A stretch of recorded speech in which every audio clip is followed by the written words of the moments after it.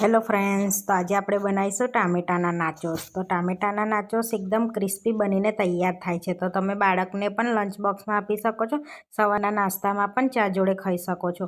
તો અહીંયા 2 ટામેટાને ધોઈને લઈ લીધા છે. હવે મિક્સરમાં આપણે પીસી લેવાના છે. તો સરસ પીસાઈ જાય એક પેસ્ટ બનાવી લેવાની છે.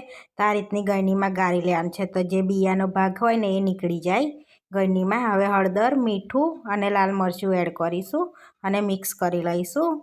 અને હવે એની અંદર આપણે થોડો ઘઉંનો લોટ એડ કરવાનો છે, જેથી કરીને લોટ બાંધવાનો છે આપણે, એટલે માટે થોડો એડ કરતા જવાનું છે.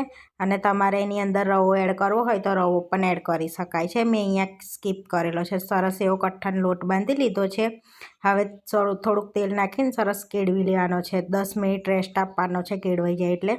પછી એમાંથી મોટો ગુલ્લો લઈ લેવાનો છે રેસ્ટ આપ્યા પછી, આ રીતનો. અને થોડોક કોરો લોટ સ્પ્રિંકલ કરી લેવાનો છે. અને સરસ એવી મોટી રોટી વણી લેવાની છે આપણે, આ રીતની. તો બહુ જાડી નહીં, બહુ પાતળી નહીં, એ રીતની વણવાની છે.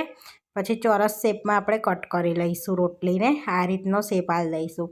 હવે આપણે ચમચી, કાંટાવાળી ચમચીથી એની અંદર આપણે ડોટ કરી લેવાના છે. પછી 3 ભાગ પાડી અને સરસ નાચોસનો શેપ આપી લેવાનો છે. આ રીતનો નાચોસનો શેપ આપી દઈશું આપણે, સરસ એવો. તો આ રીતના આપી દીધો છે. પછી હવે એક ઉખાડી લેવાનું છે આ રીતે.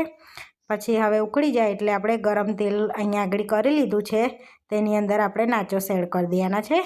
અને સરસ એવા ક્રિસ્પી થાય ને તે તળી લેવાના છે. તો ધીમા તાપે જ તળવાના છે. ફાસ્ટ ગેસે કરશો એક બળી જશે અને ક્રિસ્પી પણ નહીં થાય એ. તો આ રીતે સરસ તળી લેવાના છે. પછી એનો ટેસ્ટ વધારવા માટે એની અંદર આપણે પેરી પેરી મસાલો એડ કરીશું. તો આ રીતે પેરી પેરી મસાલો એડ કરીને સરસ એવો આપણે મિક્સ કરી લઈશું અને ડબ્બામાં આપણે